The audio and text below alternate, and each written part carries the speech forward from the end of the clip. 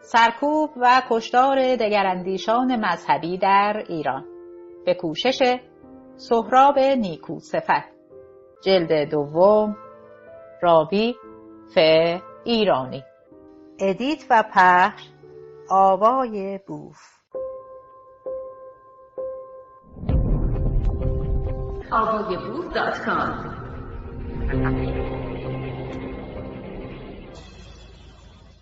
خانوم شیدر خ امیرکیا بقا که مهماندار جلسه اعضای محفل تهران بود نیز با این گروه 6 نفره اعدام شد. شیدر خ امیرکیا متولد 1314، خانه‌دار، در تهران در خانواده‌ای بهایی متولد شد و از دوران جوانی از فعالین جامعه بهایی بود. در اوایل انقلاب برای شرکت در جشن ازدواج دختر خود به آمریکا رفت و بازگشت. اعضای محفل محلی تهران گاهی جلسه‌های خود را در خانه او برگزار می‌کردند.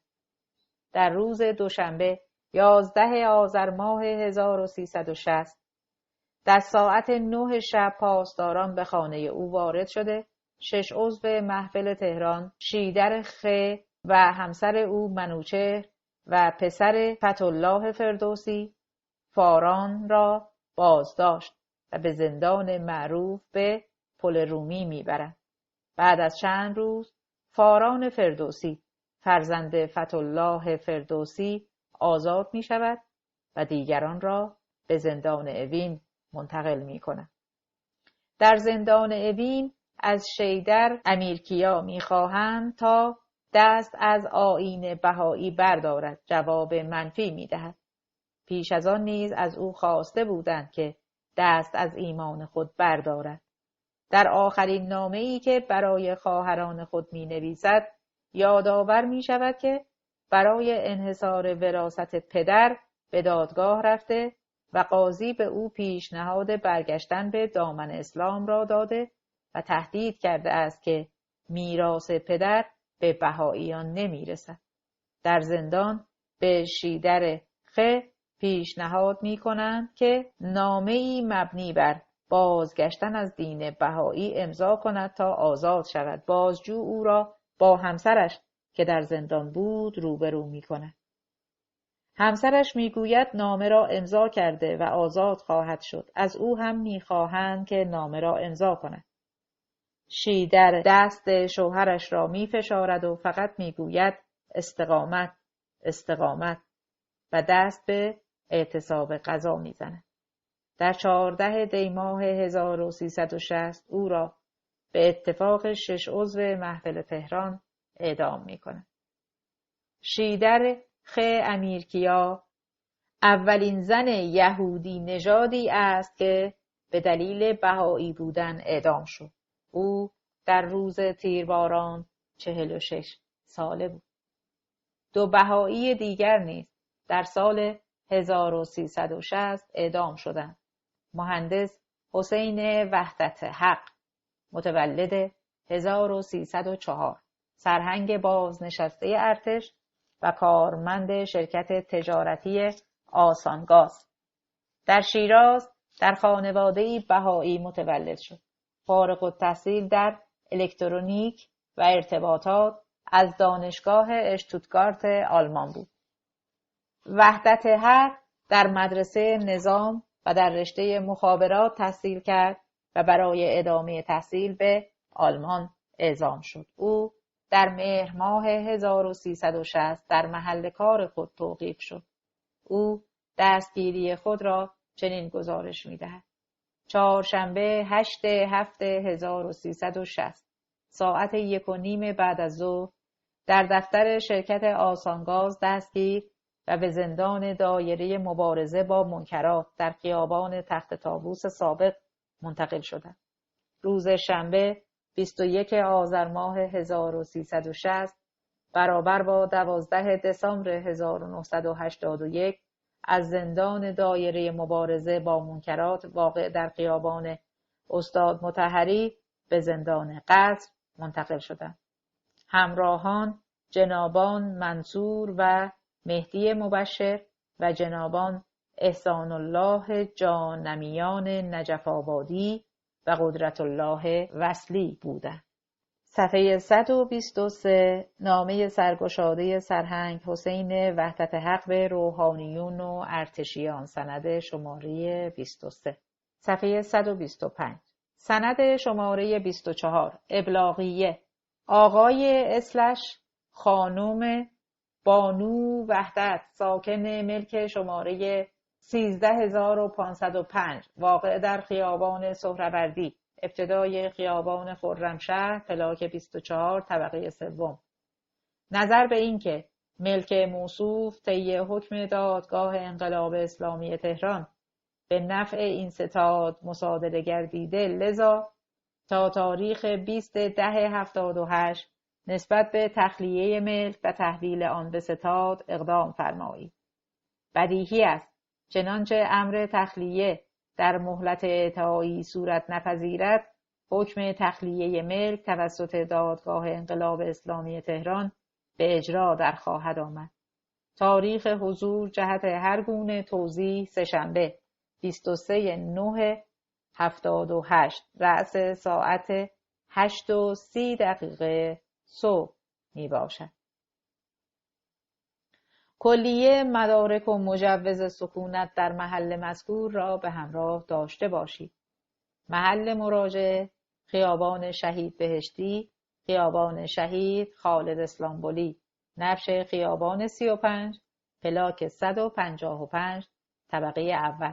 متن حکم دادگاه: مبارزه با منکرات جمهوری اسلامی ایران. جلسات دادگاه شعبه اول مبارزه با منکرات با حضور نماینده دادستان و متهمان به ترتیب: 1. سید حسین وحدت حق فرزند سید محمد دارنده شناسنامه شماره 0424 افسر اخراجی ارتش اهل شیراز مقیم تهران 57 ساله. 2. منصور مبشر فرزند سلیمان دارنده شناسنامه به شماره 196 اهل همدان مقیم تهران. 3.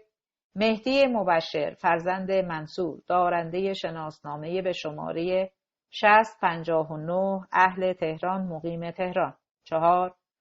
قدرت الله وصلی فرزند امیر دارنده شناسنامه به شماره 255 اهل یزد مقیم تهران 44 ساله. 5. احسان الله جانمیان فرزند عطاالله دارنده شناسنامه به شماره 2 اهل نجف آباد ساکن تهران تشکیل یافت که بعد از اعلام رسمیت جلسات کیفرخواست توسط نماینده دادستان قرائت کردید و متهمان به دفاع از خود پرداخته و دادگاه نیز سؤالات متعددی را عنوان نموده. متهمان ضمن قبول مسلک بهائیت و عدم تبری خود را بیگناه می‌دانسته‌اند. دادگاه با عنایت به مجموع محتویات پرونده و گزارشات و بازرسی‌های انجام شده و نیز گفت و شنودهای مکرر با متهمان و ابراز صلاحیت مبادرت به انشاء رأی می‌نماید.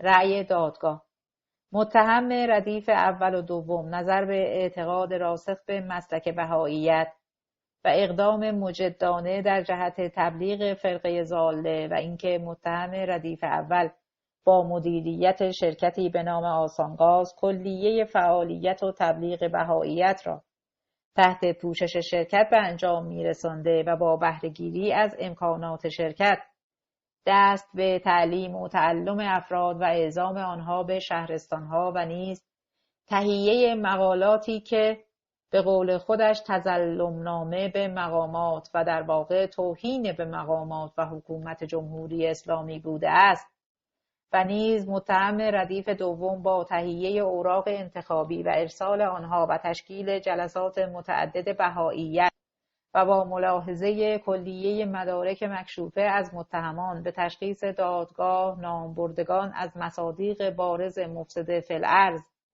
بوده و حکم به اعدام نامبردگان صادر و اعلام می‌گردد.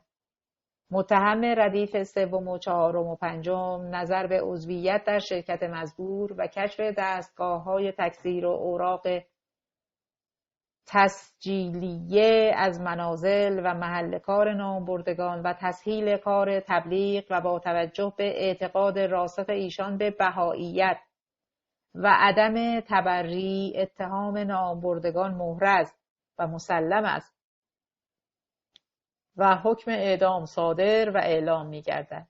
لیکن نظر به جوانی و جهالت و نیز و با عنایت به اینکه متهمان دیگری از جمله آقایان دکتر حسین نجی، فریده بهمردی، نورالدین مرتضایی و متحدیان که از جمله شرکای اصلی شرکت آسانگاز بوده و در حال فرار و متواری‌اند و به نظر می رسد که بیشتر اوراق و اشیاء مکشوفه متعلق به آنها باشد، لذا دادگاه از محضر شورای عالی قضایی تقاضا دارد که در خصوص متهمان ردیف 3 و 4 و 5 تخفیف در مجازات منظور دارد.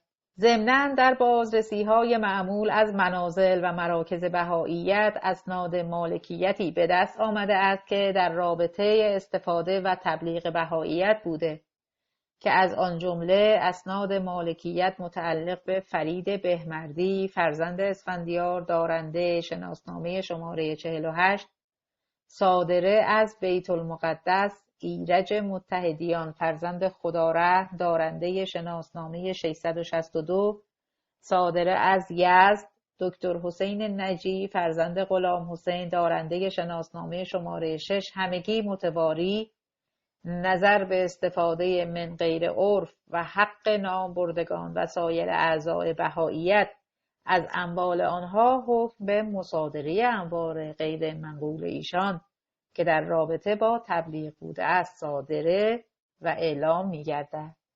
رئیس دادگاه شعبه 1 دادگاه مبارزه با منکرات مرکز سید مهدی طباطبایی.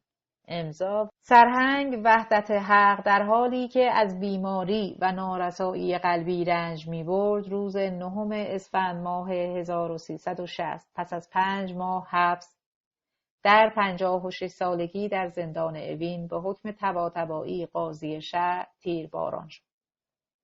ابراهیم خیرخواه معمار، او چند سالی پیش از انقلاب به آیین بهائیت گروید. در زندان بر اعتقاد خود پا فشرد و در 2 اسفند ماه 1360 در زندان اوین تیرباران شد. بر اساس آمارهای منتشر شده در سال 1360 55 بهایی اعدام شدند. در همین سال چون سالهای گذشته جوانان بهایی از تحصیل در دانشگاه‌ها و کار در ادارات دولتی در دانشگاه‌ها محروم بودند.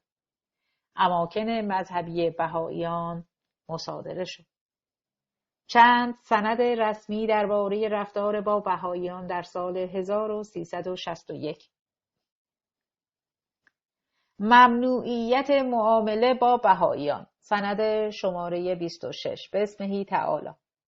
شرکت تعاونی پرده کرکره ایران، جناب آقای دهقان عضو شماره 90 بدین وسیله به اطلاع می‌رساند چون تکلیف شرعی شده است که هر گونه معامله با فرقه ضاله بهائیت جایز نیست، تقاضا می‌شود مذهب خود را صریحاً روشن فرمایید. توضیح اینکه تا دریافت جواب کتبی از طرف شما دفتر فروش شرکت از تحویل کالا معذور خواهد بود.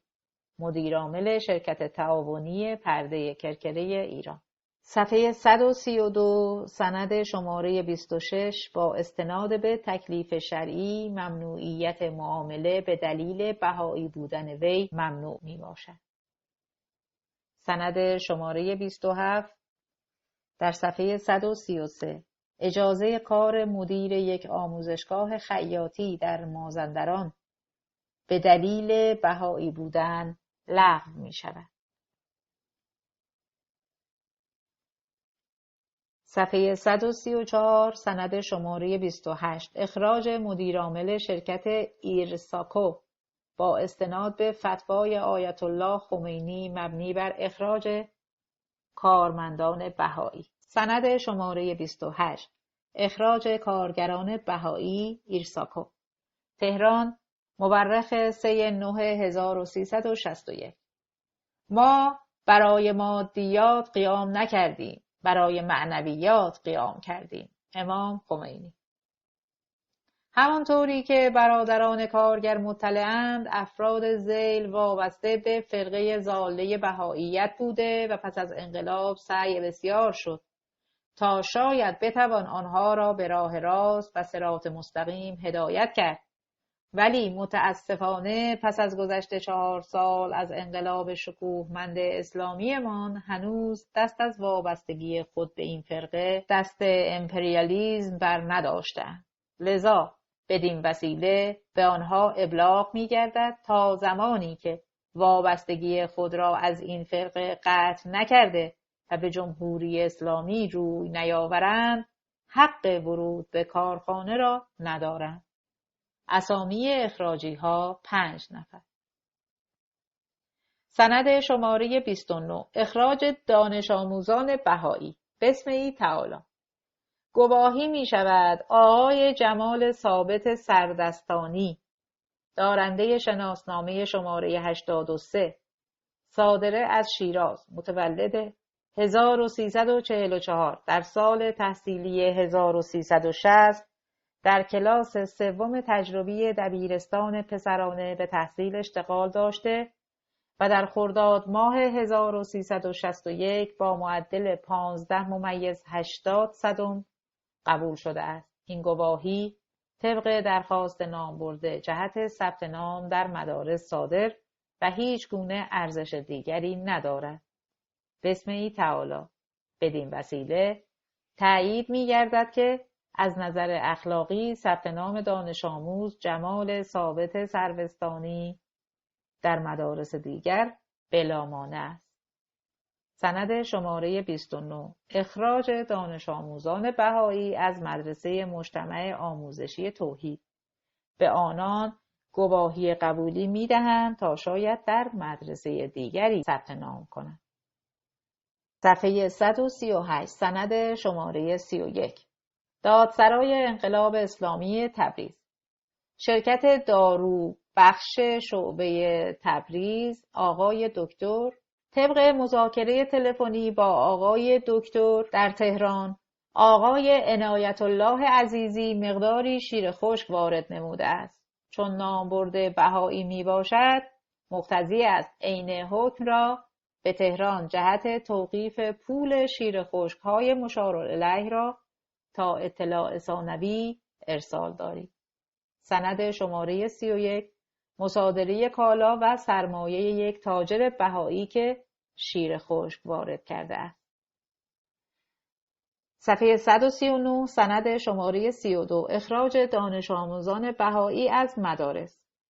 اداره آموزش و پرورش منطقه 6 بدین وسیله اعلام می‌دارم که دبستان شهید رجایی که فرزندم در آنجا ثبت نام گردیده تلفناً از ما خواسته است که پرونده فرزندم را از مدرسه به علت بهایی بودنمان بگیرد و حال که بهایی هستیم فرزندمان را در کجا ثبت نام نماییم. بسم تعالی. از ثبت نام دانش آموزان بهایی معذوریم. سند شماره 32 ممنوع شدن ثبت نام دانش آموزان بهایی در مدارس. سند شماره 33 اخراج دانشجوی پزشکی به اتهام بهایی بودن. صفحه 140. صفحه 141 سند شماره 34 طلاق به دلیل بهایی بودن.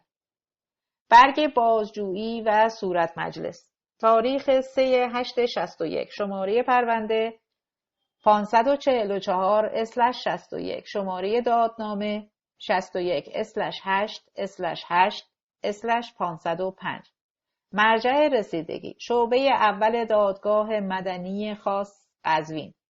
صادر کننده رأی مهدی محمدی رئیس دادگاه. خواهان آقای محمد باقر مهرائین فرزند غلام علی ساکن قزوین خیابان فردوس کوچه رهبری پلاک 25. خوانده بانو زهرا فرزند چراغ علی ساکن قزوین آدرس فوق. خواسته کسب تکلیف و طلاق. گردش کار پس از وصول دادخواست و ثبت به کلاسه فوق و اجرای تشریفات قانونی سرانجام در وقت مقرر روز 3/8/61 شعبه اول دادگاه مدنی خاص قزوین به تصدی امضا کننده ذیل تشکیل است. پس از بررسی اوراق پرونده پایان رسیدگی اعلام و به شرح آتی مبادرت به صدور رأی می شود.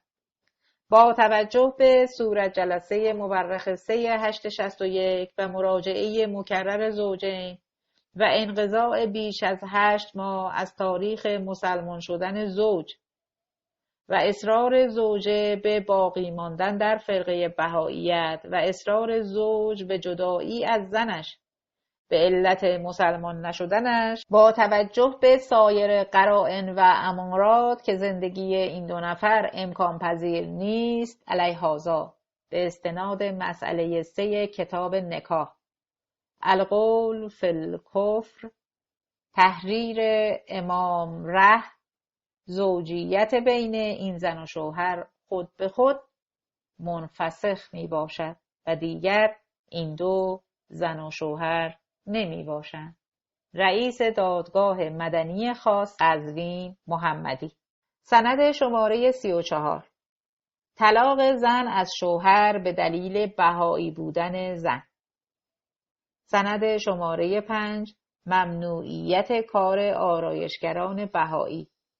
مسئول آرایشگاه یاران: با توجه به اینکه شما بدون پروانه کسب و خلاف مقررات صنفی تأسیس مغازه نموده اید و همچنین دارای مسلک بهایی می باشید که در اثر تماس با رطوبت محل تماس را متنجس می نمایید و مسئولیت این موضوع بر عهده شورای اصناف می باشد، لذا به شما ابلاغ می شود که محل کار خود را تعطیل نمایید تا از شورای اصناف رفع مسئولیت گردد. صفحه 143 سند شماره 35 لغو جواز کار یک آرایشگر بهایی به بهانه تماس دستخیس آرایشگر با بدن مسلمان که مسلمان را نجس می کند. قتل 110 بهایی در 3 سال. بر اساس گزارش مرکز اسناد حقوق بشر ایران، بهائیان در سالهای 1357 تا 1360 هدف حملات جمعی و اعدام، تخریب خانه‌ها و غارت اموال قرار می‌گیرند. در این سالها حداقل 110 نفر بهایی به قتل می‌رسند. اعدام 89 نفر رسما اعلام می‌شود و 21 نفر ربوده شده و به قتل می‌رسند. تنها در سال 1361 حدود 28 مرد و زن بهایی به جوخه اعدام سپرده می‌شود. تبلیغ و رابطه بهائیان با اسرائیل. در احکام اعدام و مصادره اموال دادگاه‌های جمهوری اسلامی 2 اتهام علیه بهائیان همواره مطرح می‌شود: تبلیغ و جاسوسی یا ارتباط با اسرائیل. در بهائیت روحانی و مبلغ حرفه‌ای دینی وجود ندارد و همه بهائیان مکلف به تبلیغ دین خود هستند. تبلیغ یک دین از مظاهر آزادی بیان و کلام و عقیده و وجدان است و در میثاق‌های بین المللی از جمله اعلامیه حقوق بشر از حقوق بشری تلقی و به رسمیت شناخته شده است. رابطه با اسرائیل شاید مهمترین اتهام سیاسی علیه بهائیان است. بالاترین مرکز تشکیلاتی بهائیان بیت العدل اعظم در اسرائیل قرار دارد و در جمهوری اسلامی با بهره‌گیری از ناآگاهی اکثر ایرانیان درباره تاریخ پیدایش آیین بهایی این واقعیت را که حاصل حوادث تاریخی پیش از به وجود آمدن کشور و دولت اسرائیل است، چون دستاویزی علیه بهائیان به کار میبرد. مؤسس آیین بهایی میرزا حسین علی نوری ملقب به بهاءالله به درخواست دولت ایران از دولت عثمانی داخل پرانتز ناصرالدین شاه قاجار از سلطان عبدالعزیز خلیفه عثمانی پرانتز بسته به شهر عکا در اسرائیل کنونی که در آن زمان مستعمره حکومت عثمانی بود و سرزمینی اسلامی به شمار می آمد تبعید شد و در آن شهر درگذشت. بدان روزگار کشور و دولت اسرائیل وجود نداشت. مقبره بهاءالله در عکا برای بهائیان مکانی مقدس است. حیفا شهری دیگر در آن منطقه محل دفن سید علی محمد باب بنیانگذار بابیت است. مرکز اداری جامعه جهانی بهایی از سال 1868 میلادی مطابق با 1285 هجری قمری حدود 80 سال پیش از تشکیل کشور دولت اسرائیل در حیفا مستقر شد.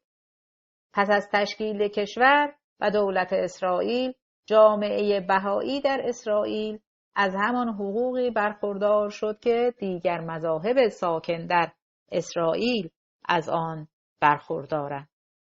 مسجد الاقصی مقدسترین مکان مذهبی مسلمانان پس از مکه و مدینه و بسیاری از اماکن مقدس مسیحیان نیز در اسرائیل قرار دارد.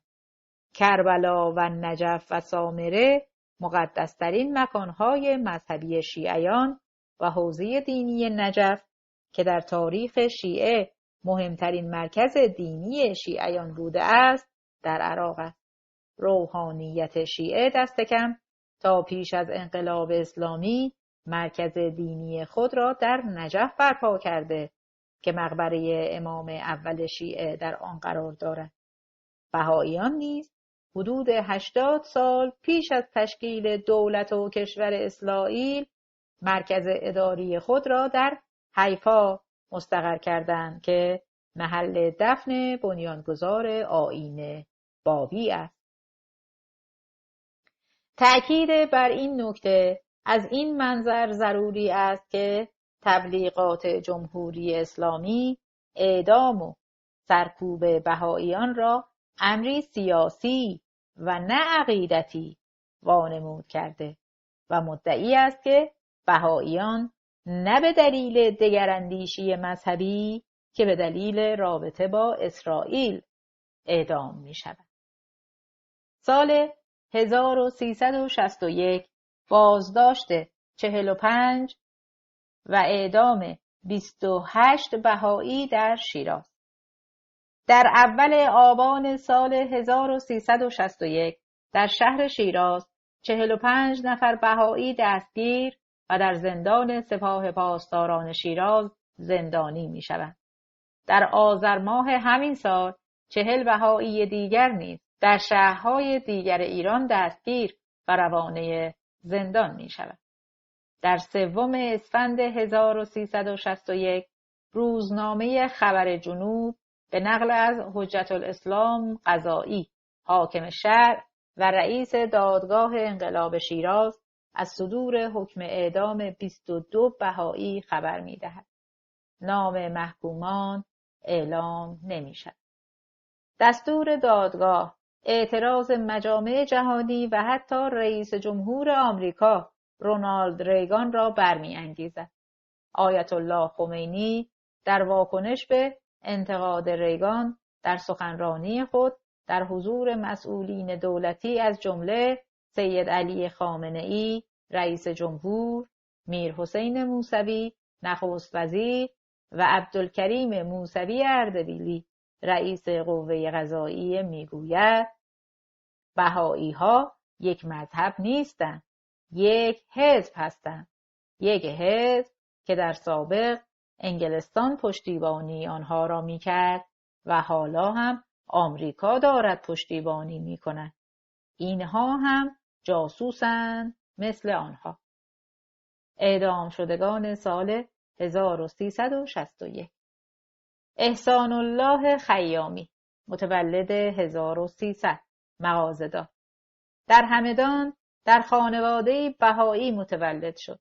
سال 1342 به رضائیه مهاجرت و در آن شهر مغازه‌ای راه انداخت.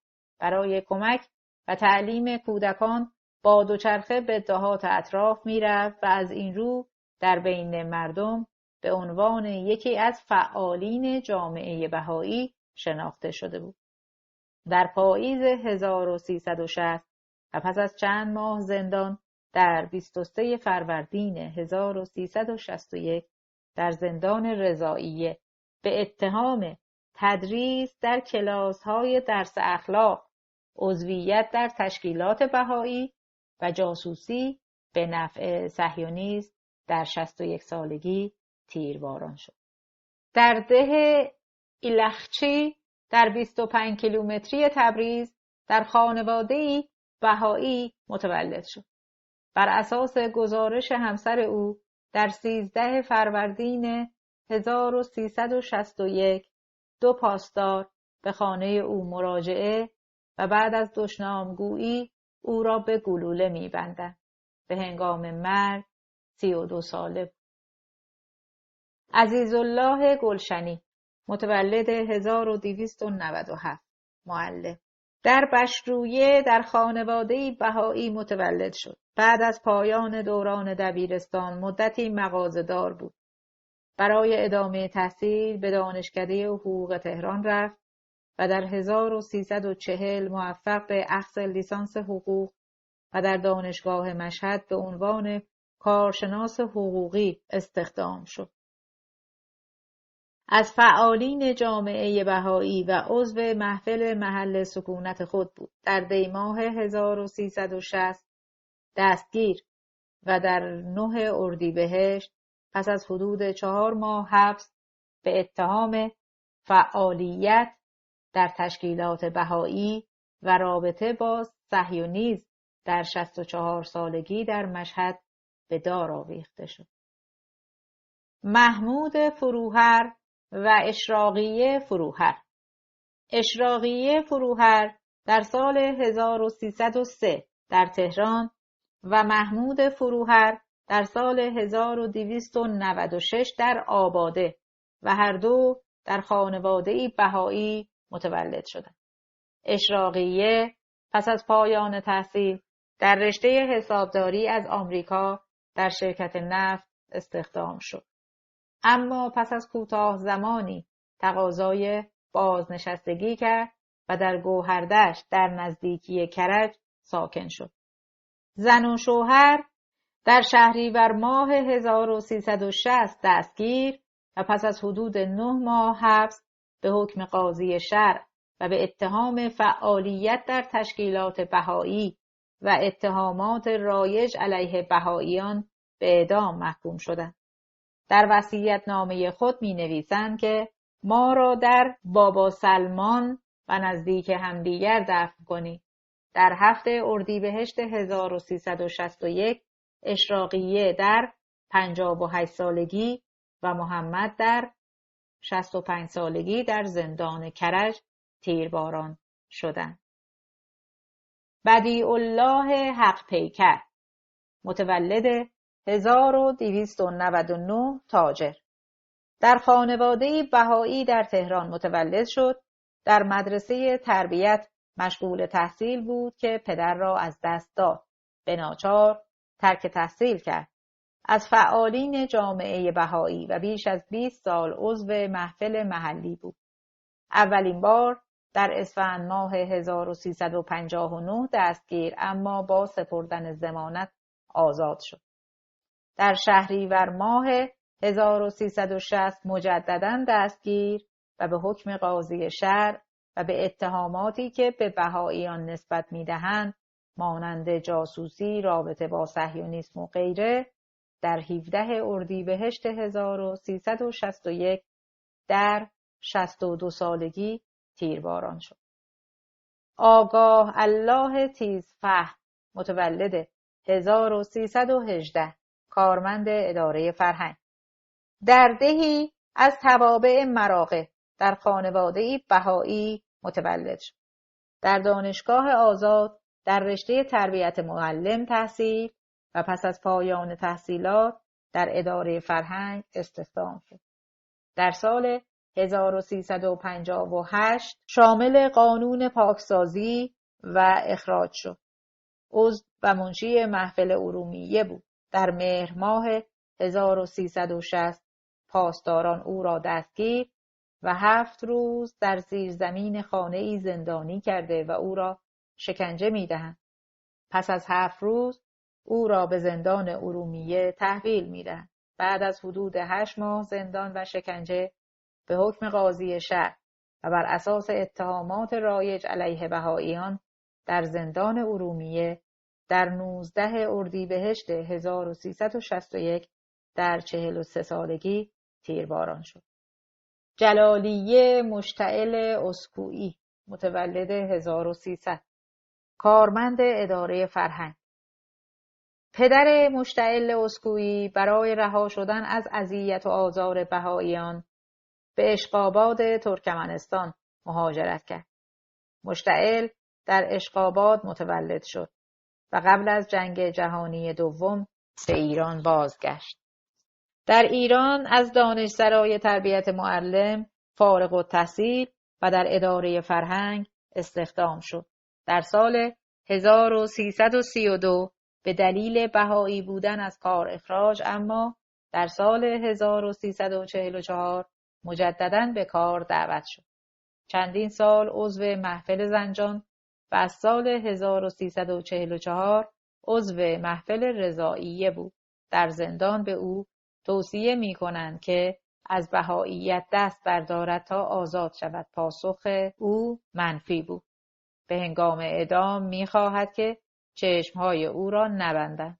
در 19 اردیبهشت در زندان ارومیه در 61 سالگی تیرباران شد. ایران رحیمپور خرمایی متولد 1317 کارمند مخابرات در تهران متولد شد و در سال 1335 برای ادامه تحصیلات به آلمان رفت و پس از پایان تحصیلات به ایران بازگشت. در مدت اقامت در آلمان از بهائیت روی برگردانده بود. در اوایل انقلاب در سال 1357 با دیدن سرکوب بهائیان دوباره به آیین بهایی می‌گرود و از همان روزهای اول در تشکیلات بهایی فعال می‌شود. برای کمک به جامعه بهایی اندیمشق خود را به آن شهر منتقل و در اندیمشق با یک بهایی به نام خرمایی ازدواج می‌کند. زن و شوهر را در سال 1359 دستگیر و اموال آنها را مصادره می‌کند. ایران رحیمپور در زمان دستگیری حامله بود. در نامه‌ای که به تاریخ 18/11/1359 به خانواده خود می‌نویسد، خبر می‌دهد که در زندان پسری به دنیا آورده و نام او را کامیار گذاشته است. ایران رحیمپور در 22 اردیبهشت 1361 به حکم قاضی شهر در 44 سالگی اعدام می شود. خواهر او برای شناسایی محل دفن به دسپول می رود، اما محل دفن جسد را به او نشان نداده و نوزاد را نیز به خانواده مقتول تحویل نمی دهند. ادعا می کنند که کودک حرامزاده بوده و او را به شیرخوارگاه تحویل دادند.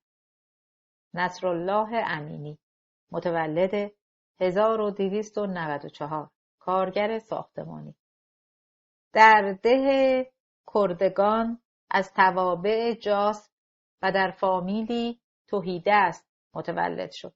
در کودکی به همراه پدر به تهران آمد و در خانیاباد به کارهای ساختمانی مشغول و از همان اوان جوانی در تشکیلات بهایی فعال بود. مدتی منشی محفل محلی و بعداً به سمت رئیس محفل انتخاب شد.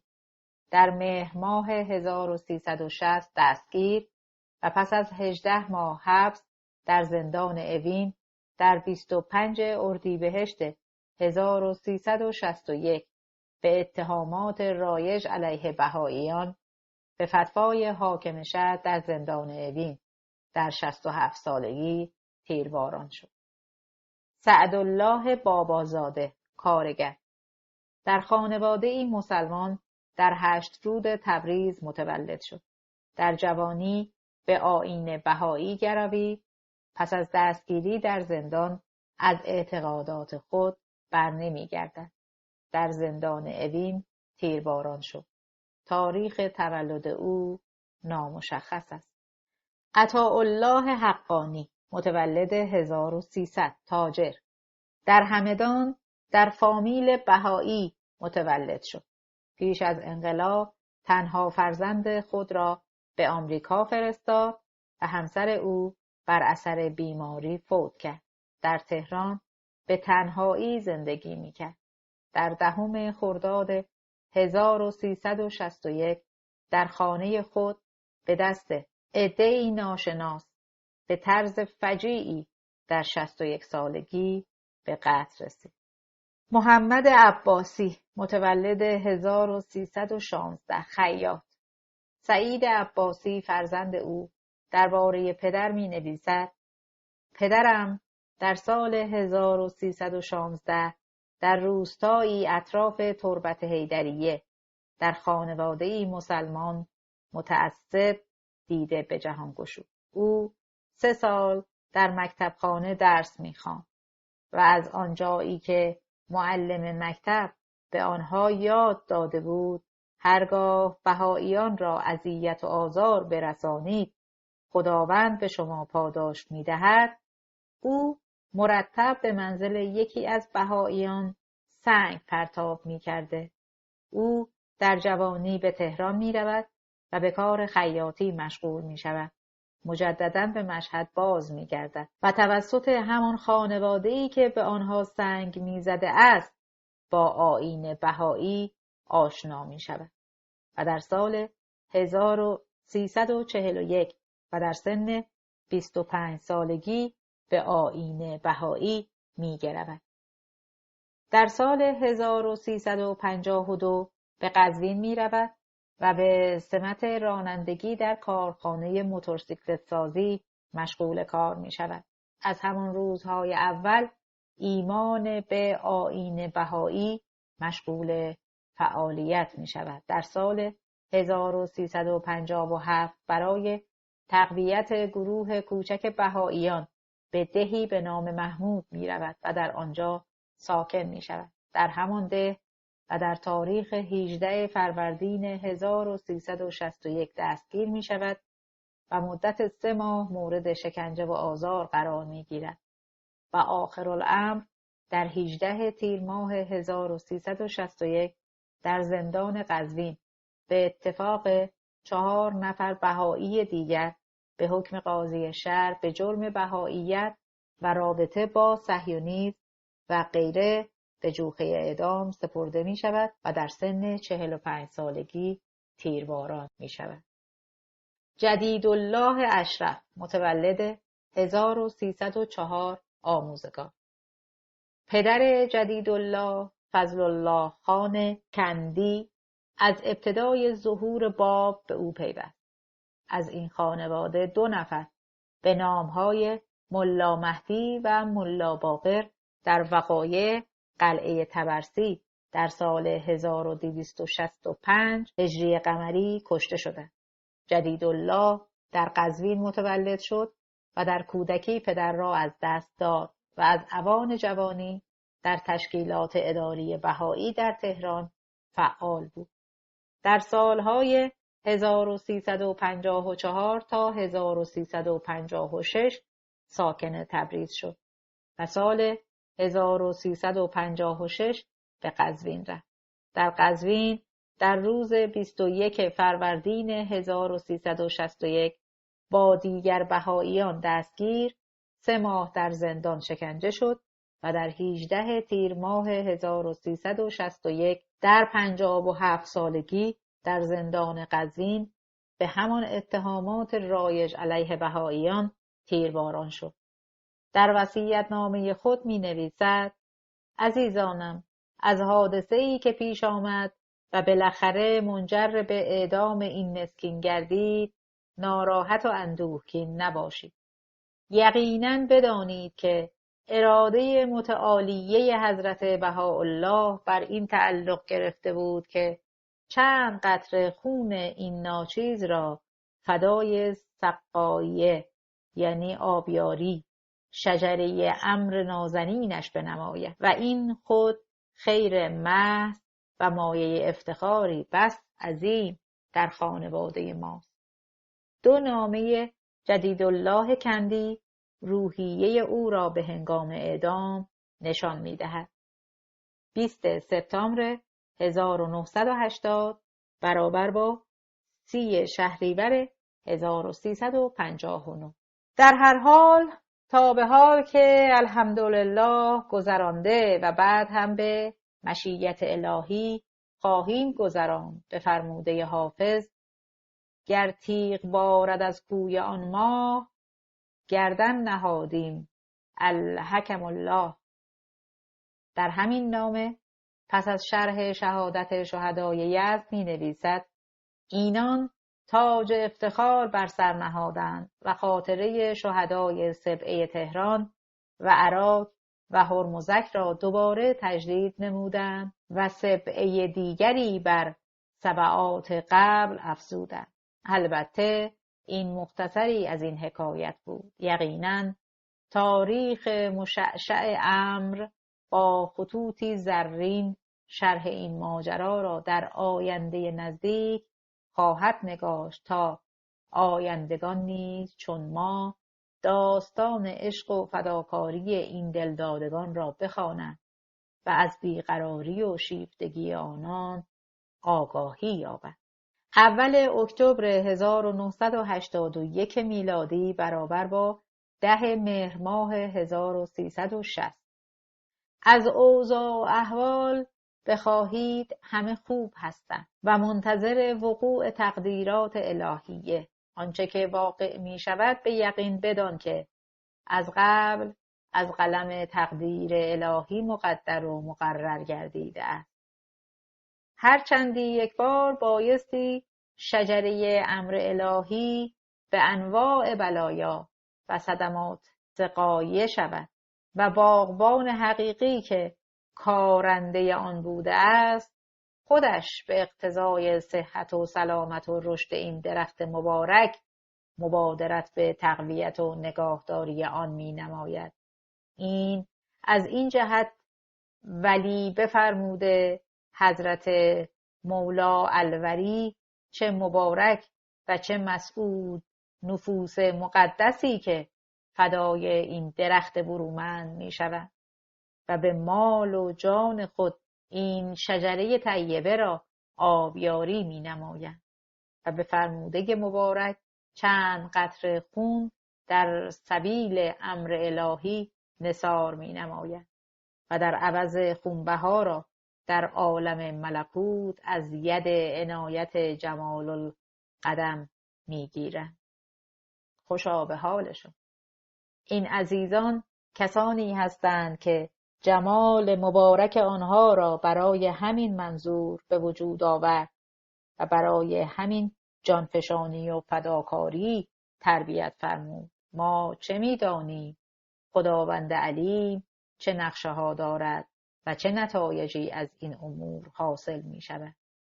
به یقین مبین اثرات این امور فعلا در خارج از این خاک مقدس و بعدها در ایران ظاهر می شود.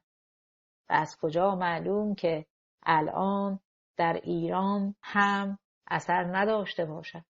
3 دفعه برای دیدن منوچهر به تبریز و زندان رفتیم. داخل پرانتز شهید مجید جناب منوچهر خاضعی پسردایی ایشان که در جولای 1981 به همراه بقیه اعضای محفل بهاییان تبریز شهید شدند. پرانتز بسته. هر دفعه که پشت میله و پنجره زندان ظاهر میشد، قیافه‌ای خندان و چهره‌ای باز و امیدوار داشت. از قرار معلوم در خلال این 1.5 سال زندان جمال مبارک اینها را آماده کرده بودند که در کمال اشتیاق و سرور به پای چوبه های اعدام بروند. همه اینها مبعوث و ساخته شده دست قدرت الهی هستند. 20 آوریل 1981 میلادی برابر با اول اردیبهشت 1360. الان ایام خوش رضوان شروع می شود و ما به یاد سالهای گذشته و آن همه شور و هیجان که در بین دوستان بود می باشیم. در ایام خوش کانونشن در حدیقه در همان محل زیبا و پرآرامش با همان نفوس نفیسه مقدسه که بعضی رو بوده و بعضی زندانی و بعضی شهید شده اند. خداوند خودش جزای خیر به این نفوس ملکوتی بدهد. اینها واقعاً ملائکه آسمان بودند و در بین ما زندگی می کردند و ما غافل بودیم. الامر بید الله یفعل ما یشاء و یحکم ما یرید. 10 فوریه 1982 برابر با 22 بهمن 1360. الحمدلله که احبای الهی همه خوبند. اگر خوب نبودند این کلمه مبارکه به آنها اطلاق نمیشد. خب از کجا بنویسم و از کی و چی بگویم؟ از داغ دل صحبت کنم و یا از آلودگی آب و گل؟ خداوند همه ما را در مقابل امتحانات شدیده که هادم بنیان زبر حدید است محافظه نماید و تا آخرین نفس چه شهادت باشد و یا مرگ عادی و معمولی ما را ثابت قدم بدارد و به رضای خودش موفق فرماید. آمین یا رب العالمین. جمال مبارک می فرمایند افرحوا به فرح اسمی. ما هم خوشحالیم و مسرور و از قضایای الهیه شاکر و حامد.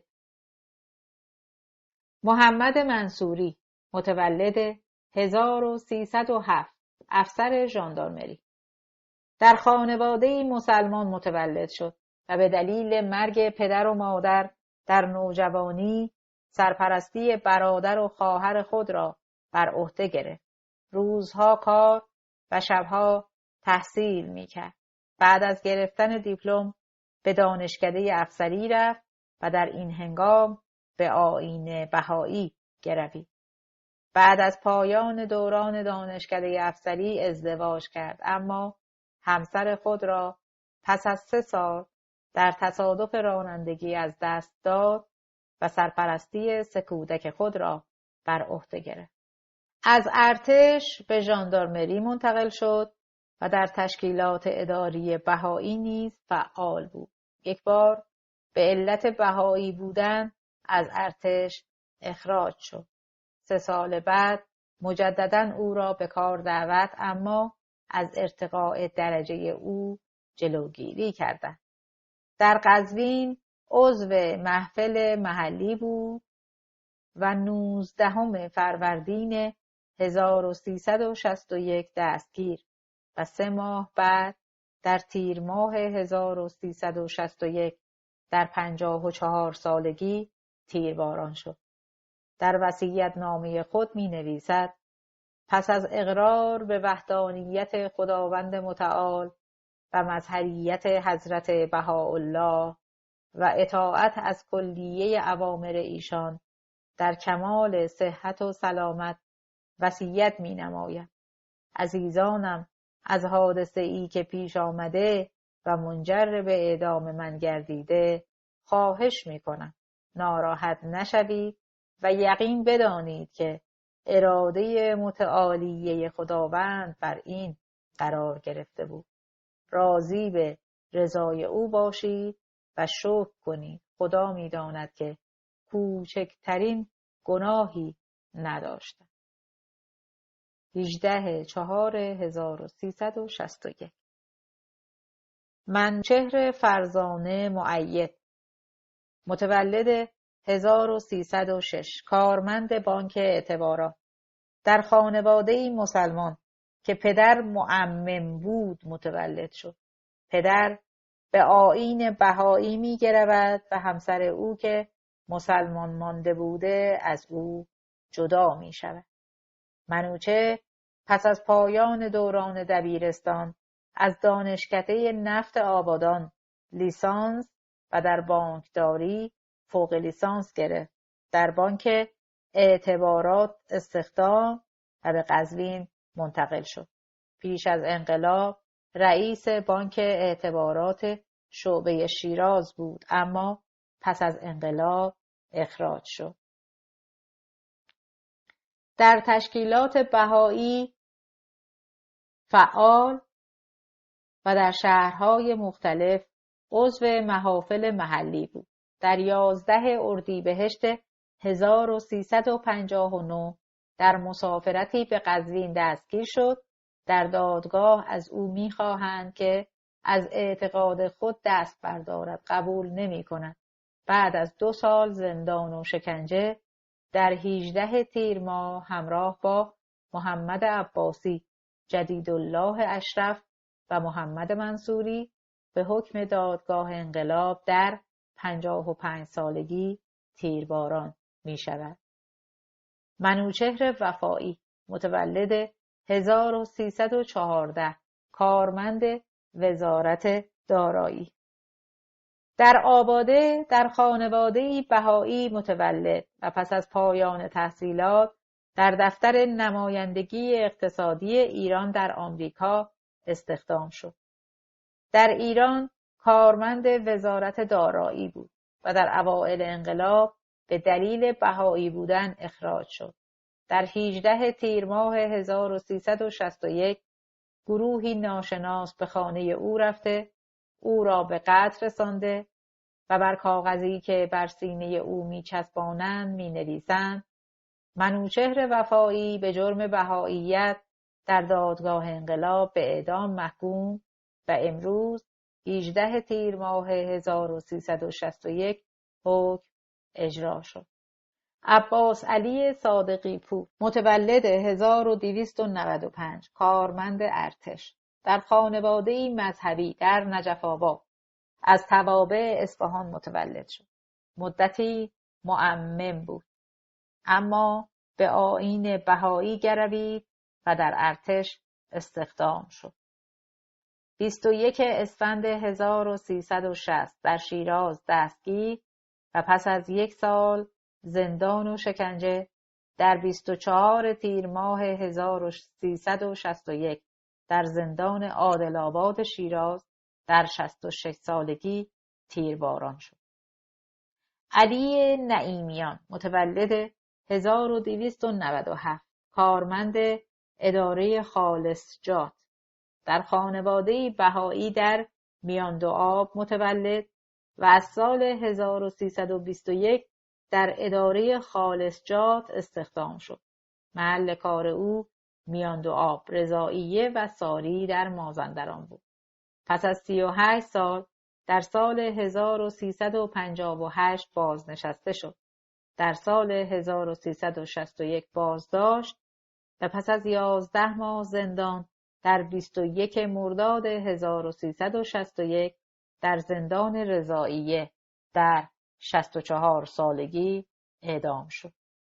اکبر زارع حقیقی متولد 1318 کشاورز در قریه ابو اغلی از توابع شهرستان خوی متولد شد. در سال 1361 به هنگامی که مشغول کار در مزرعه بود، با ضربات چوب که بر سر و صورت او می‌کوبند او را مجروح می‌کنند و 1 ماه بعد در 30 شهریور 1361 در 43 سالگی در اثر جراحات وارده می‌میرد. 3 فرزند خردسال داشت، اما زمین‌های زراعتی او را تصرف می‌کنند و فامیل بی سرپرست به رضائیه مهاجرت می‌کند. حبیب الله اوجی متولد 1302 کارگر نانوایی در شیراز در خانواده‌ای مسلمان متولد شد. در 3 سالگی پدر خود را از دست داد و از 6 سالگی در یک نانوایی کارگری میکرد. در خانواده‌ای مذهبی رشد کرده بود و به مجامع دینی رفت و آمد داشت. به رغم نداشتن تحصیلات شعر می‌سرود و اوجی تخلص میکرد. مدتی از اطرافیان نزدیک سید نورالدین حسینی، روحانی معروف شیراز و رهبر حزب برادران بود که در دهه 30 در مقابل مصدق از شاه حمایت میکرد. سید نورالدین حسینی همان روحانی است که دستور تخریب خانه سید باب را در شیراز صادر کرد. اوجی در اجرای دستور حسینی شرکت داشت. بعد از چندی از متابعت سید نورالدین دست برداشت و به جرگه دراویش درآمد و در خانقاه خاکساران در 40 تنان شیراز به ذکر اوراد و اذکار دراویش نشست. روحی جستجوگر داشت و خانقاه هم او را آرام نکرد. خود میگوید شبی به خانه ای رفتم. تابلویی نظرم را جلب کرد که روی آن با خط زیبا نوشته شده بود: دین باید سبب الفت و محبت باشد. این عبارت مرا تکان داد، زیرا تا آن زمان برداشت من از دین چنین نبود. اوجی پس از این رخداد مدتها در شک و تردید و تعمق و تفکر بود. خود درباره این ایام سروده است: از شرار عشق سوزانم نمیدانم کیم، کرده گیسویی پریشانم نمیدانم کیم. سرانجام به آیین بهایی گروی دوستان قدیمی او در حلقه سید نورالدین و حزب برادران کوشیدند تا او را با وعده امکانات مالی از دین نو برگردانند. اوجی پاسخ می‌دهد: معلوم می‌شود متاعی که نزد من است خیلی ارزش دارد که شما می‌خواهید با این همه پول از من پس بگیرید. خیر، من فروشنده نیستم. دشمنی با او اوج می‌گیرد و اوجی بر اثر فشار مخالفین و برای گریز از اذیت و آزار شیراز را ترک می‌کند. در سال 1357 در مرودشت ساکن می‌شود. در سال 1357 به او تیراندازی می‌کنند. تیر به دست او می‌خورد و از این حادثه جان به در می‌برد. خود در شعری می‌سراید: گو عنایات الهی چند روزی دیر شد، شکر ذاتش را که اکنون قسمتم یک تیر شد. تیر حسرت بدتر از تیر جفایم می‌کشد، از چه رو قتلم برای مدتی تأخیر شد. در بهار سال 1361 اوجی را دستگیر کرده و پس از 6 ماه زندان و شکنجه به اعدام محکوم می‌کند. پیش از اعدام این شعر را سروده است: ای خوش آن لحظه که قلبم هدف تیر شود.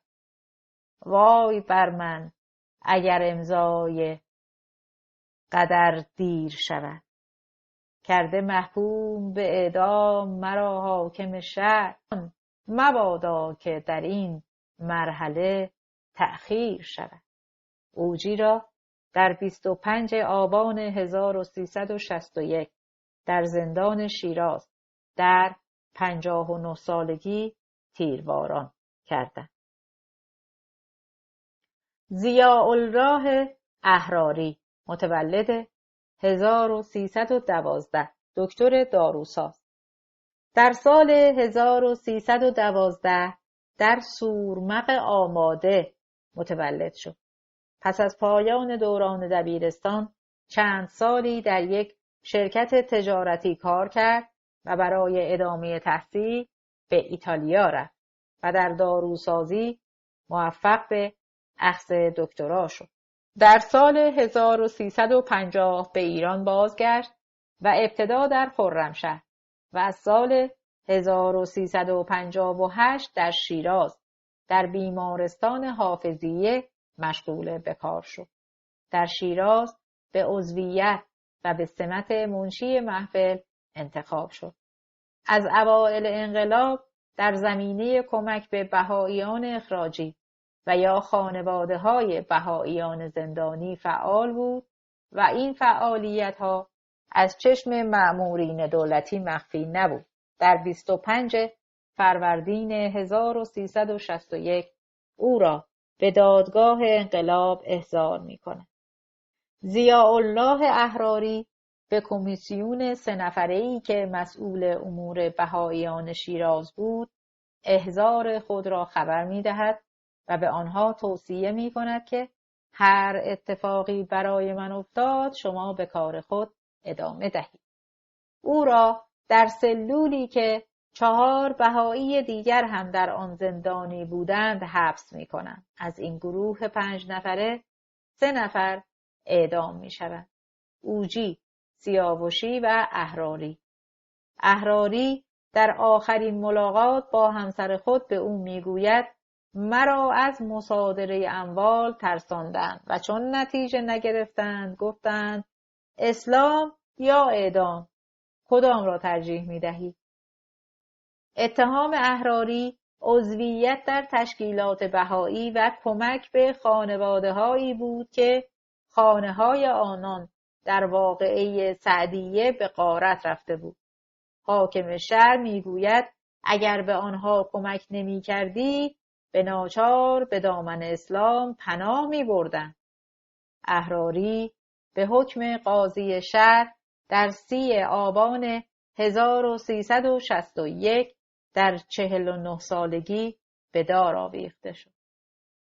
روزنامه خبر جنوب شماره 720 مورخه 2961 و روزنامه کیهان شماره 1730 مورخه 1 آذر 1361 نوشتند به حکم دادگاه انقلاب اسلامی شیراز و تأیید دادگاه عالی قضایی ضیاءالله احراری 48 ساله فرزند جلال کافر حربی و مفسد فی الارض شناخته و به اعدام محکوم کردی. نام برده یکی از اعضای فرقه ضاله بهائیت بوده که با اعتراف صریح خود از سال 55 عضو تشکیلات در لجنه مهاجرت و معاضدت گردید و نیز در کنفرانس شور بلوکی شرکت کرده و درخواست وام جهت تأسیس محفل را نموده و در ضدیت و هدم احکام مقدس اسلام کوشا بوده و حاضر به توبه نیز نشده است. جسد احراری را به سردخانه منتقل و پس از گرفتن مبلغی پول به خانواده او تحویل می‌دهند.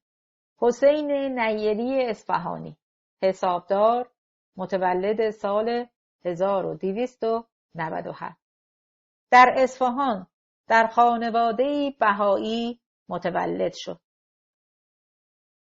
پس از پایان دوران تحصیل در کارخانجات نساجی اصفهان به عنوان حسابدار کار می‌کرد و در تشکیلات اداری جامعه بهایی فعال بود. در 15 تیر ماه 1360 دستگیر و در آذر ماه 1361 در زندان به دلیل کبر سن و بیماری بر اثر عارضه قلبی در سن 64 سالگی درگذشت. گلدانی علیپور، متولد 1297، خانه‌دار. در خانواده‌ای مسلمان در قریه سادات محله از دهات ساری متولد شد و با یک روستایی بهایی ساکن ده کندس به نام فتحعلی علیپور ازدواج کرد. زن مسلمان و مرد بهایی سالیان دراز با همدیگر زیستند. بچه‌های آنها همگی بهایی بودند، اما گلدانه بعد از سالها در سال 1357 به آیین بهایی گروید. در سالهای انقلاب زارعین ده سادات محله شبی به خانه او حمله کرده و پیرزن 64 ساله را خفه و جنازه او را می سوزاند. شکایت شوهر او علیپور در دادگاه انقلاب بی پاسخ می ماند. هدایت الله سیاوشی، متولد 1331، عینک فروش. در یزد و در خانواده‌ای بهایی متولد شد. در تشکیلات بهایی فعال بود. پس از وقایع سال 1357 و واقعه سعدیه شیراز در کار کمک به بهاییانی که زندگی خود را از دست داده بودند فعال بود. از سال 1360 عضو محفل روحانی شیراز بود.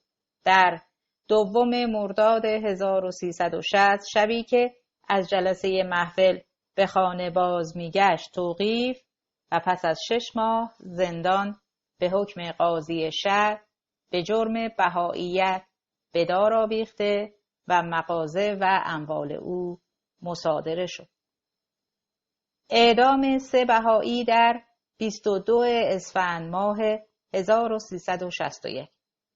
در ماه‌های آبان و آذر 1361 در یک دستگیری گسترده بسیاری از بهاییان شیراز دستگیر شدند که از میان آنان 3 تن در 22 اسفند ماه در شیراز اعدام شدند. یک زن بهایی شیرازی به نام اولیا روحی زادگان که از زندان جان به در برد، گزارشی از دستگیری و محاکمات برخی بهاییان را به دست داده است. به گفته این شاهد عینی در شب اول به 2 آبان 1361 از ساعت 19:30 تا نیمه‌های شب 80 نفر بهایی در شیراز دستگیر شدند. از جمله دستگیر شدگان یدالله محمود نژاد و دختر 17 ساله او مونا بودند. یدالله محمود نژاد متولد 1311، مغازه‌دار، در خانواده‌ای مسلمان متولد شد. در شیراز عضو و منشی محفل محلی و آموزگار بود. پس از واقعه سعدیه شیراز به آوارگان بهاییان کمک می‌کرد و فعالیت‌های او از چشم مأمورین دور نمانده بود. یدالله محمود نژاد را پس از 7 ماه زندان در 22 اسفند 1361 در 50 سالگی به دار آویختند. رحمت الله وفایی، متولد 1303، مغازه‌دار، در آباده در خانواده‌ای بهایی متولد شد. در شهرک دهبید مغازه‌دار بود. در اوائل انقلاب مغازه او را غارت می‌کنند. در آذر ماه 1361 دستگیر و به زندان عادل‌آباد شیراز منتقل و پس از 3 ماه زندان در 22 اسفند ماه 1361 در 58 سالگی همراه با یدالله محمود نژاد به دار آویخته شد. طوبی زائرپور، متولد 1310، دبیر دبیرستان. در اصفهان در خانواده‌ای بهایی متولد شد. فارغ التحصیل ادبیات فارسی از دانشگاه شیراز و دبیر دبیرستان بود و در تشکیلات بهایی و به ویژه در کلاس‌های درسی بهایی فعال بود. در اول اسفند 1361 دستگیر و 2 ماه در سلول انفرادی شکنجه شد، اما از دین خود دست بر نداشت. در 22 اسفند ماه در زندان عادل‌آباد شیراز به حکم قاضی شهر در 51 سالگی به دار آویخته شد. در سال 1361 3 بهایی زندانی اسلام آورده آزاد شدند. قتل 22 بهایی در سال 1362. از بهاییان دستگیر شده در آبان و آذر 1301 21 نفر در سال 1362 اعدام می شوند و 1 نفر به نام احمد علی ثابت سروستانی در زندان پس از ماه‌ها شکنجه به قتل می رسد. محسن‌ترین این قربانیان عبدالحسین آزادی 66 ساله و جوانترین آنان مونا محمود نژاد 17 ساله بود. بهائیان دستگیر شده در شیراز در 2 گروه زنانه و مردانه اعدام شدند. به دنبال انتشار خبر اعدام‌های سال 61 روز 3 اسفند 1361 روزنامه خبر جنوب مصاحبه‌ای اختصاصی با حجت الاسلام قضایی تحت عنوان حاکم شرع شیراز به بهائیان تذکر می‌دهم به دامن اسلام بیاید منتشر ساخت.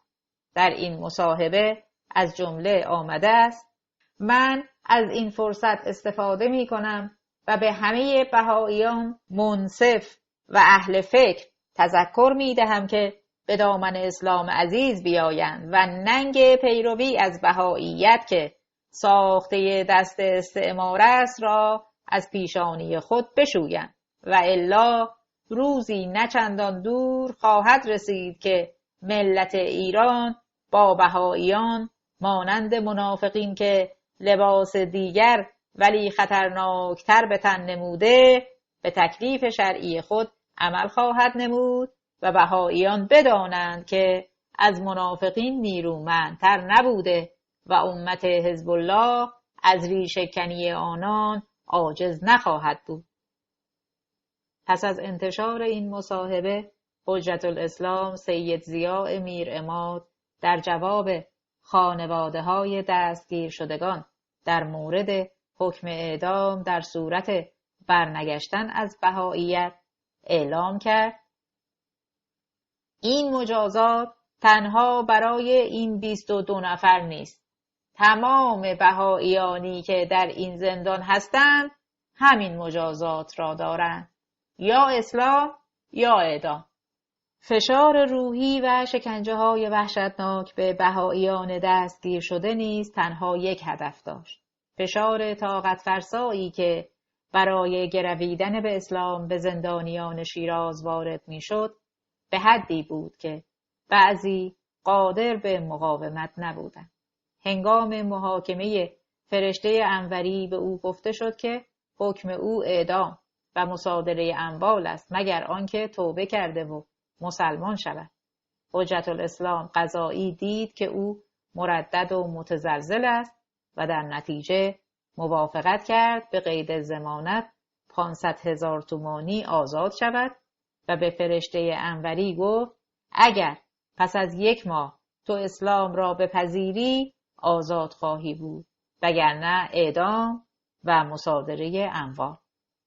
سپس فرزندان خانوم انوری را نزد او برده تا به مادرشان التماس کنند که به خانه بازگردد. بالاخره او از پا در آمده و پذیرفت که توبه و انکار عقیده نماید و فوراً آزاد شد. همسر خانوم انوری، دکتر محمد انوری، در آذر ماه 1361 به همراه همسر خود بازداشت شده بود. به او گفته شد که پاسداران برای همسرت ایجاد مزاحمت خواهند کرد و او را مجبور می‌کنند که با آنها ازدواج کند، زیرا حال که همسرت دیگر بهایی نیست، ازدواج فعلیش با تو دیگر لغو و باطل است. دکتر انوری هم از بهاییت تبری کرد و مسلمان شد. پرویز گوهرریز و حبیب الله حکیمی، 2 نفر از دستگیر شدگان این گروه که اعدام نشده و از زندان رها شدند، مشاهدات خود را ثبت کرده و گزارش بازداشت زندان و اعدام این گروه را نوشتند. اولین بهایی این گروه که دستگیر می شود دکتر بهرام افنان، متخصص قلب در شیراز و عضو محفل محلی شیراز، و دومین و سومین نفر یدالله محمود نژاد و دختر 17 ساله او مونا بودند. فرخنده محمود نژاد، همسر یدالله محمود نژاد، میگوید به مونا و آقای محمود نژاد اشاره کردند که با هم برویم. من خیلی ناراحت شدم. بلند شدم و گفتم این که بچه است. این را میخواهید کجا ببرید؟ خواهش میکنم نبرید. گفتن نه. نوشته های مونا را نشان دادند و گفتند کسی که اینها را نوشته نمیتواند بچه باشد. او میتواند با این نوشته هایش عالمی را به سوی جهالت و نادانی سوق بدهد. یکی از دستگیر شدگان، خانم جهانپور، میگوید مأموران سپاه اعمال خود را این گونه توجیه میکردند: ما میدانیم که داریم کار صحیحی انجام میدهیم، زیرا ما راه را برای آمدن حضرت مهدی هموار میسازیم. تنها دلیل اینکه او هنوز نیامده وجود شما افراد نجس میباشد.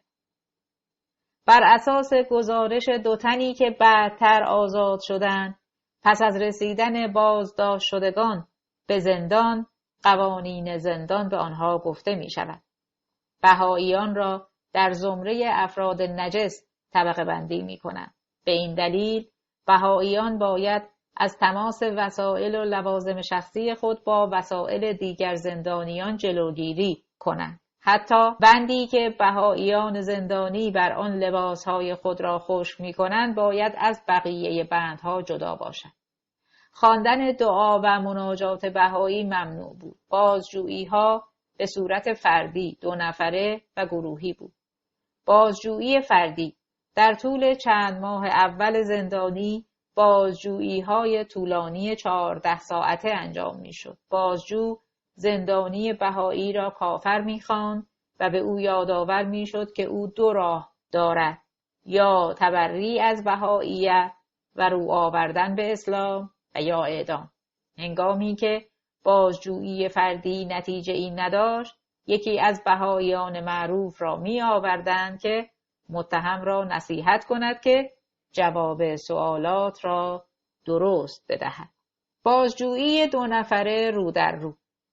در این نوع بازجویی از 2 زندانی روبروی هم پرسجو و پاسخها را مقایسه می کردند. بازجویی گروهی. در بازجویی گروهی اعضای یک گروه را که در یک کمیسیون و یا یک محفل فعالیت می کردند گرد هم می آورند و با چشمهای بسته از آنها سوال می کردند تا بتوانند اطلاعات بیشتری به دست آورند. خانم روحی زادگان که خود تجربه بازجویی گروهی را پشت سر گذاشته است میگوید زندانیان فقط باید به حس شنوایی خود تکیه می‌کردند و غالباً درک درستی از زمان و مکان خود و یا حضور افراد نداشتند. شکنجه. زندانی را بر تخت می‌خواباندند، مچهای دست و پای او را به تخت و دو شست پا را به هم می‌بستند و بر کف پا شلاق می‌نواختند. مردان را لخت دمر می‌خواباندند و بر بدن لخت آنها شلاق می‌زدند. روز بعد بر همان پای باندپیچی شده یا بدن مجروح دوباره شلاق می‌زدند. نام مستعار همه شکنجهگران این گروه عبدالله بود. تحقیقات قضایی. پس از اتمام تحقیقات مقدماتی در زندان سپاه، زندانیان را به عادل‌آباد، زندان اصلی شیراز فرستادند. مرکز اسناد حقوق بشر ایران 2 تن از دادیارهای این پرونده را شناسایی کرده و از آنها به نام طلویی و مصباح نام میبرد. طلویی در سال 1365 در جنگ ایران و عراق کشته شد. مصباح در سال 1365 به جرم اختلاس و ارتشاء محکوم شده و از سمت خود برکنار شد. دادگاه. حاکم شرع دادگاه شیراز در آن زمان حجت الاسلام قضایی بود که در سال 1361 از بندرعباس به دادگاه شیراز منتقل شده بود. هنگامی که قضایی زندانیان را در دادگاه ملاقات کرد، به بهائیان گفت که فقط 2 راه داری، یا اسلام یا اعدام. مرحله استتابه، توبه یا مرگ. استتابه به معنای تقاضای توبه و اصطلاحی است که فقها درباره مرتد ملی به کار میبرند. مرتد ملی بر اساس قوانین شهر تا 9 روز فرصت دارد تا اظهار پشیمانی کرده و به دین اسلام برگردد. در روز 22 خرداد 1362 دادستان کل حجت الاسلام میر عماد به همراه گروهی از پاسداران زن و مرد و مقامات زندان از زندانیان بهایی بازدید کرد. او در برابر 4 سلولی که بهاییان زندانی در آن نگهداری می شده اند ایستاد و به رئیس بخش آقای ترابپور فرمان داد تا مرحله آخر معروف به استتابه را برای بهاییان آغاز نماید. به بهاییان زندانی 9 روز فرصت داده شد، اما چون هیچ یک از آنان توبه نکرد همگی به اعدام محکوم شدند. حکم 2 هفته پس از اعدام اعضای محفل دوم در 26 و 28 خرداد 1362 در زندان شیراز اجرا شد و بهرام افنان، عبدالحسین آزادی، کوروش حقبین، عنایت الله اشراقی، جمشید سیاوشی، طاهره ارجمندی سیاوشی، بهرام یلدایی، شهین یا شیرین دالون، عزت جانمی اشراقی، رویا اشراقی، مونا محمودی نژاد، زرین مقیمی ابیانی، مهشید نیرومند، سیمین صابری، اختر ثابت و نصرت غفرانی یلدایی اعدام شدند. در سالهای 1357 تا 1362 31 بهایی در شیراز اعدام شدند. جوانترین آنها مونا محمود نژاد 17 ساله و مسنترین آنها عنایت الله اشراقی 62 ساله بود. محفل ملی و محافل محلی بهائیان.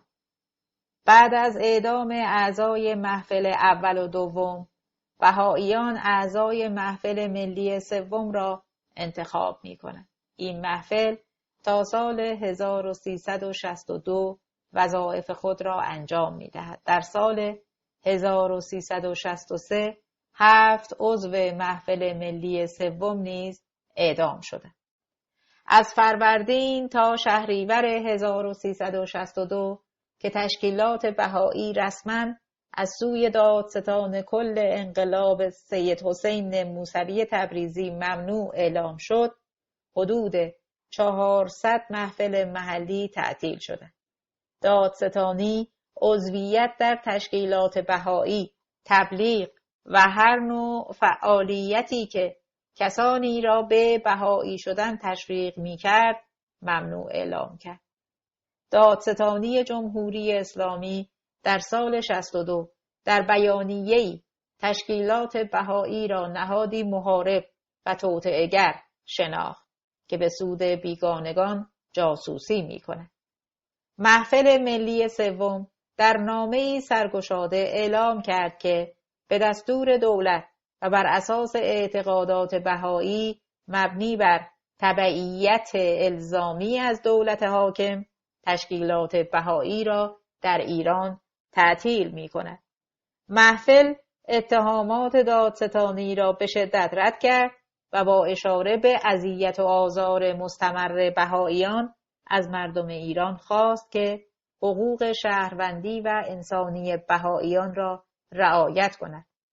به رغم انحلال محفل ملی و تعطیل کلیه تشکیلات اداری بهاییان در ایران در سال 1363 بیش از 500 بهایی که اغلب آنها از اعضای سابق محافل و یا کمیسیون‌های تابع بودند دستگیر، بعضی به اعدام محکوم و برخی بدون هیچ گونه اتهامی مدتها زندانی شده. بخشی از نامه سرگشاده محفل روحانی ملی بهاییان ایران که در 12 شهریور 1362 مطابق با نوامبر 1983 منتشر شد.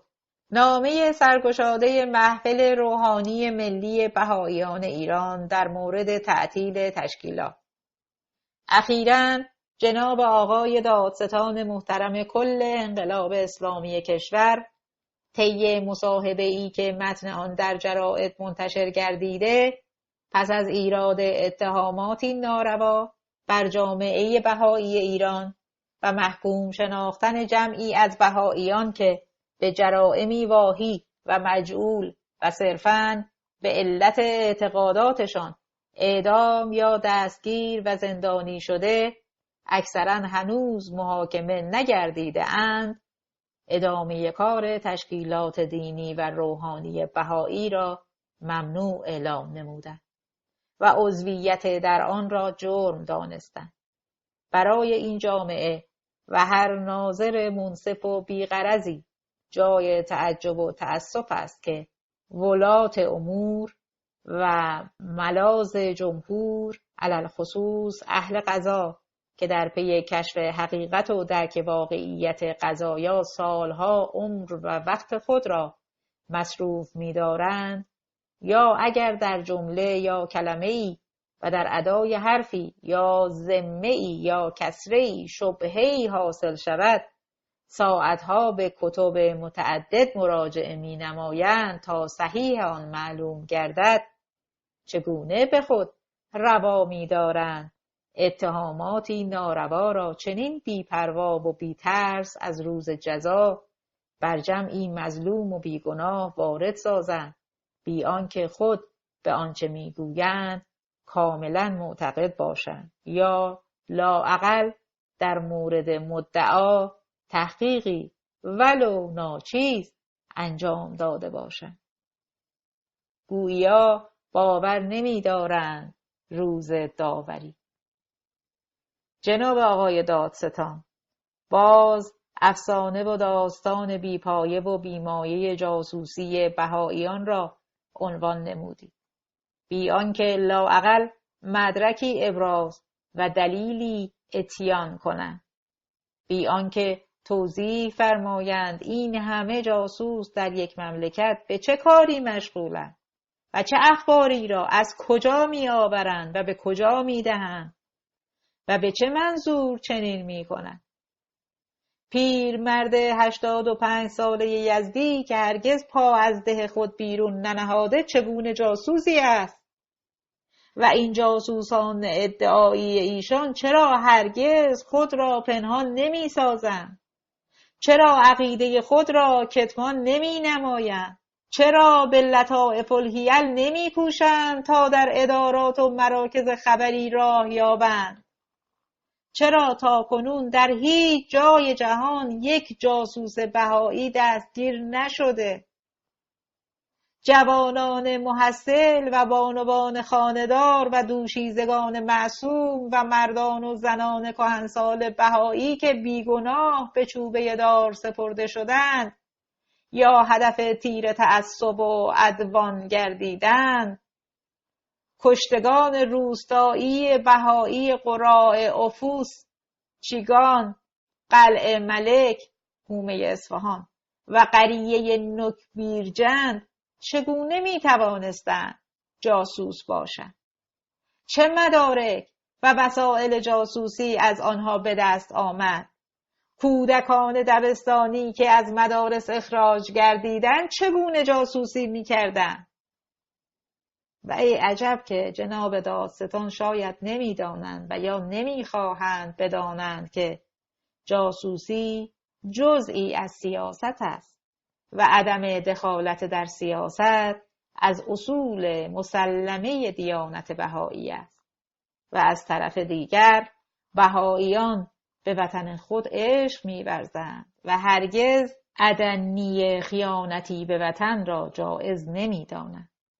حضرت عبدالبها جانشین شارع امر بهایی می‌فرمایند هر ذلتی را تحمل توان نمود مگر خیانت به وطن و هر گناهی قابل عفو و مغفرت است مگر هتک ناموس دولت و مضرت ملت. از جمله اتهامات وارده جمع‌آوری وجوه و ارسال به ممالک خارجه است. ای عجب اگر مسلمین بر اساس اعتقادات مقدس و محترم روحانی خیش میلیون‌ها تومان وجه به کربلا و نجف و بیت المقدس یا سایر اماکن متبرکه خارج از ایران بفرستند تا خرج اعتاب مقدسه مبارکه اسلامی گردد بسیار پسندیده است. ولی اگر بهایی مبلغی ناچیز آن هم در ایامی که ارسال ارز مجاز بوده است نه در وضع حاضر برای تعمیر و نگهداری اماکن مقدسه برای جامعه بین المللی خود بفرستند ذنبی است لا یخفی و دلیلی است بر تقویت ممالک دیگر. بسیاری از مؤسسات خصوصی بهاییان مصادره و بسیاری از کسبه با ابطال جواز کسب از ادامه کار محروم گشتند. جوانان بهایی از ادامه تحصیل در بسیاری از مدارس و در کلیه دانشکده‌ها و مؤسسات عالی ممنوع گردیدند و دانشجویانی که در خارج از ایران بودند از دریافت هزینه تحصیلی و سایر دانشجویانی که می‌خواستند در خارج ادامه تحصیل دهند به علت ممانعت از خروج از نیت خود محروم گردیدند. از خروج افراد بهایی حتی بیماران مشرف به موتی که تنها راه نجات آنان مراجعه به مؤسسات طبی خارجی بود ممانعت شد. گورستان‌های بهایی مصادره گشت و جنائز از قبور بیرون کشیده شد و چه بسا روزها که جنازه‌ای بر زمین ماند شاید اجازه‌ای تحصیل شود و مکانی تحویل گردد. از خاک برش دارند و به خاکش بسپارند. همکنون هزاران بهایی که از خانه و آشیانه محروم شده به جبر یا به موجب قانون نفی بلد گشتند.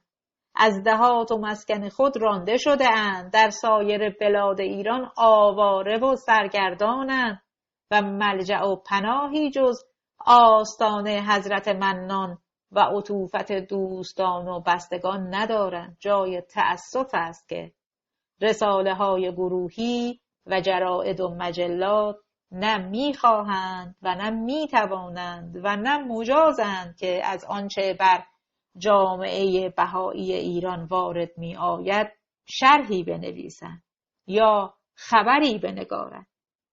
اگر مجاز بودند و بی‌طرف اخبار روزمره را می‌نوشتند، چه مجموعه ها که از شقاوت بشری و مظلومیت بیگناهان فراهم نمی‌گردید. مثلا مجاز بودند می‌نوشتند که 7 راد مرد و 10 شیرزن بهایی شیراز که 7 نفر آنان دختران کم سن و سال بودند، در نهایت قدرت روحی پیشنهاد حاکم شهر را برای تبری از اعتقاد حتی کتمان عقیده ظاهری نپذیرفتند و مرگ در میدان را بر کتمان ایمان مرجح شمردند و پس از ساعتها انتظار لب تشنه چادر را کفن خویش ساختند و طناب دار را به عشق حی دادار بوسه زدند و جان به جان آفرین سپردند. و البته ناظران این صحنه پربلا برای قاتلین کربلا با وجود شقاوت بی منتها بر روی ورقات زکیه شمشیر نکشیدند و بیماران را نیازردند، طلب آمرزش نمودند. افسوس که زبانها بسته و قلمها شکسته است و راز این مظالم برملا نمی گردد تا عبرت جهانیان شود. به ادعای جناب دادستان محترم اینها جاسوسند و ای عجب که در همه تاریخ کجا میتوان جاسوسی را نشان داد که برای اثبات حقانیت اعتقاد خویش از جان دست بشوید. متاسفانه در این نامه جای آن نیست که بلایای وارده بر بهائیان بیگناه ایران بیان گردد و یا به یکایک اتهامات وارده پاسخ گفته شود، ولکن تنها از صاحبان مروت و انصاف سؤال می شود اگر به موجب بیانات جناب دادستان بهائیان را به علت عقیده و ایمان نمی گیرند و اعدام نمی کنند و حتی به زندان نمی اندازند، چگونه است که وقتی جمعی از ایشان را به جرم واحدی دستگیر می کنند، مثلا به جرم جاسوسی، هر یک از ایشان که تبری کند و ترک اعتقاد کند بلافاصله آزاد می شود و به عنوان نوعی پیروزی عکس و تفصیلاتش در جرائد منعکس می گردد و عزت و احترام می بیند. این چگونه گناه جاسوسی و خرابکاری و احتکار و محاربه و توطئه‌گری است که با ارتداد از اعتقاد پاک می شود؟ آیا خود همین دلیل بیپایگی اتهامات وارده نیست؟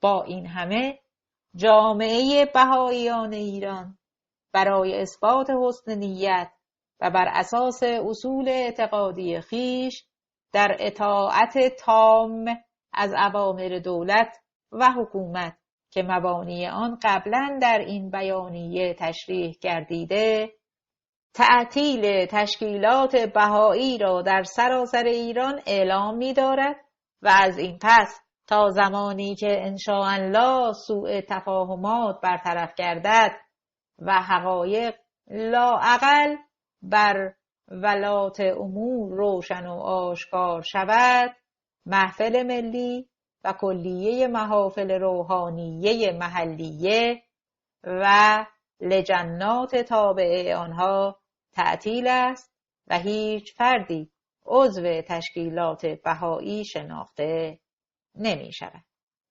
کشته شدگان بهایی سال 62. در سال 1362 28 زن و مرد بهایی به جرم بهایی بودن به قتل رسیدند. بیش از نیمی از این گروه از جمله یک دختر 17 ساله در خرداد ماه کشته شدند. عزیز زیدی متولد 1307 کشاورز و سبزی فروش. در یک خانواده کشاورز بهایی در میان دو آب متولد شد. روز 13 نوروز 1362 برای خرید سبزی از بوکان به مهاباد می رود. در بین راه یکی از مأمورین گشتی که از بهایی بودن او آگاه بود، او را به رگبار می بندد و در سن 55 سالگی به زندگی او خاتمه می دهد. سهیل صفایی متولد 1327 مغازه‌دار و کارمند شرکت خصوصی زمزم. در آباده در خانواده‌ای بهایی متولد شد و ساکن اصفهان بود. پیش از پایان خدمت نظام وظیفه در دانشکده ادبیات تهران تحصیل کرد. در اوایل انقلاب او را از کار اخراج می‌کنند. پس از انقلاب از شرکت مصادره شده زمزم اخراج و مغازه لوازم التحریر فروشی راه انداخت و کار تدریس مبانی دین بهایی را به جوانان بهایی پی گرفت. در 11 مهر ماه 1361 مصباح نامی که خود را نماینده کل دادستان انقلاب معرفی می کرد او را بازداشت و کتابخانه او را مصادره کرد. در زندان اصفهان او را شکنجه دادند تا از دین خود برگردد. در 22 اسفند ماه سال 1361 مصباح حکمی به او ارائه می دهد مبنی بر آنکه آقای مصباح حق دارد اموال و املاک آقایان حکیمان و رشید گشتاس، عنایت الله حکیمان و سهیل صفایی فرزند عطا را مصادره و تا تعیین تکلیف نهایی از آن نگهداری کند. در 28 اسفند ماه دارایی‌های سهیل صفایی مصادره شد و او را در 23 فروردین 1362 به زندان اوین در تهران منتقل کردند. بعد از 6 ماه زندان و شکنجه دست از دین خود بر نمی دارد. در اواخر بهمن ماه در شعبه 10 دادگاه شهر محاکمه می شود. خود او نقل کرده است که قاضی که نام او اعلام نشد 2 ساعت به او مهلت می دهد تا فکر کرده و برای آزادی از زندان و ادامه زندگی توبه کند و مسلمان شود. او جواب می دهد در خلال این 2 ساعت وحی بر من نازل نمی شود. تصمیم همان است که قبلا در محاکمه گفتم و حاضر به انکار حق و تبری از عقیده نیستم. سهیل صفایی در 11 اردیبهشت 1362 در 35 سالگی به جوخه اعدام سپرده شد. 10 روز پس از اعدام از طریق نامه به همسرش اطلاع می دهند که جنازه او را در کفرآباد قطعه 82 به شماره 19 دفن کردند. جلال حکیمان متولد 1298 مترجم و کارمند وزارت بهداری. در شهر کرمان در خانواده‌ای بهایی متولد شد. لیسانس روانشناسی و از دوران جوانی در تشکیلات بهایی فعال بود و بیشتر وقت خود به آموزش جوانان بهایی می‌گذراند. بر زبان انگلیسی مسلط بود و در وزارت بهداری به عنوان مترجم استخدام شده بود.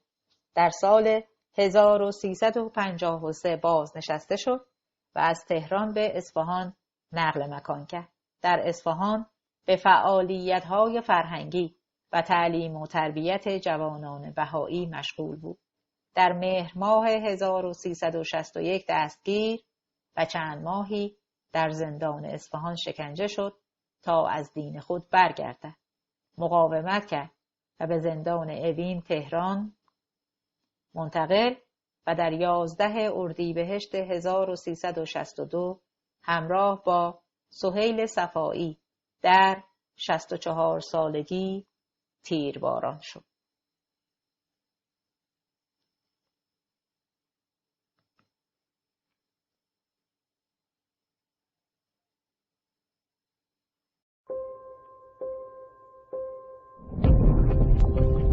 AudioBook.com